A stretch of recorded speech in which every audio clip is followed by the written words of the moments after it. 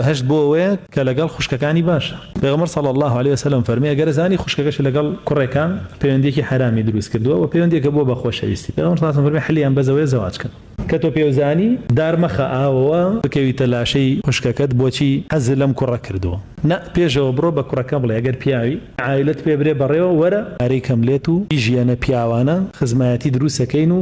ئەلەم حرامە هەردووکتان ڕزگاتان بێگەن ناپیاویشی دوورکەوەرەوە لێ نەیویست بە حەڵاڵی وەختە کچەکە خۆی تێگا ئەمە بۆ مەبەستی خۆی ویستی ناوێت تاویتر. مەساسن فەرمێ دوو کەس کە یەکیان خۆشویست بە حەق حەلیان بەس زەواجە، حەلیانەوە نییە ئەمبەری بیکوژی بڵێ با بیکوژم و بیفڕێنم لە شوێنێکا و بۆ حەزی لە کوڕ کردووە.